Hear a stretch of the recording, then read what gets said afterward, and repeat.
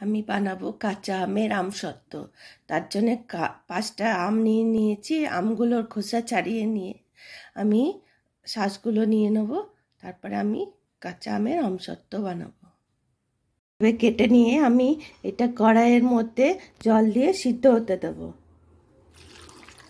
ভালো করে জল দিয়ে নিলাম। এবারে সিদ্ধ হোক। সিদ্ধ হয়ে গেলে আমি দেখাচ্ছি কিভাবে বানাবো। আমি ঢাকা দিয়ে নিলাম।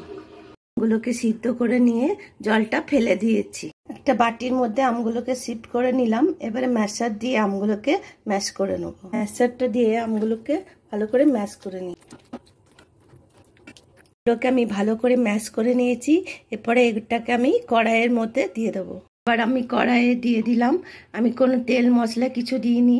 এবারে আমি এর মধ্যে দেবো চিনি, নুন, বাকি সব ইনগ্রিডিয়েন্টসগুলো এর মধ্যে দেবো একে একে। এর মধ্যে দিয়ে দিচ্ছি আমি আন্দাজ পরিমাণে চিনি।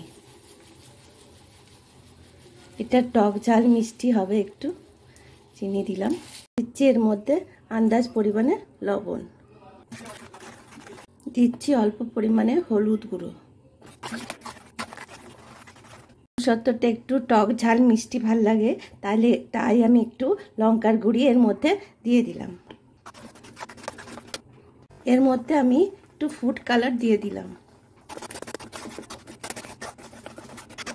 গ্যাসটাকে অফ করে এটা থালার মধ্যে স্প্রেড করে দেবো। আমসত্ত্বগুলো যাতে সহজে উঠে যায় সেই জন্য আমি থালাটার মধ্যে একটু সাদা তেল বুলিয়ে দিলাম। আমি আমটাকে থালার মধ্যে ভালো করে স্প্রেড করে দিলাম। এবারে আমি এটাকে রোদের মধ্যে শুকাতে দেব। থালাগুলো দিয়ে দিলাম। দেখুন, এটা আমি 2 দিন শুকিয়ে নেব। তাহলে আমার কাঁচা আমের আমসত্ত্ব রেডি হয়ে যাবে।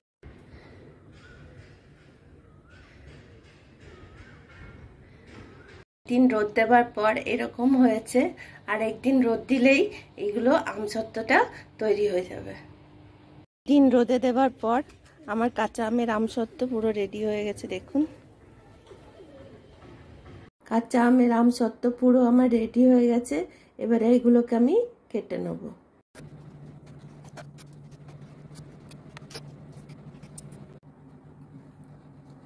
কাঁচা আমের আমসত্ত্ব আমার রেডি হয়ে গেছে। আমি এগুলোকে গোল গোল করে রাউন্ড করে একটা করে লং আটকে দিয়েছি মুখটাতে। আমার এই রেসিপি যদি আপনাদের ভালো লাগে তাহলে আমার চ্যানেলটাকে লাইক করবেন, শেয়ার করবেন, কমেন্ট করবেন আর পাশে থাকা বেল আইকনটা প্রেস করে দেবেন, যাতে আমি নতুন নতুন রেসিপি ছাড়লেই আপনাদের কাছে পৌঁছে যায়।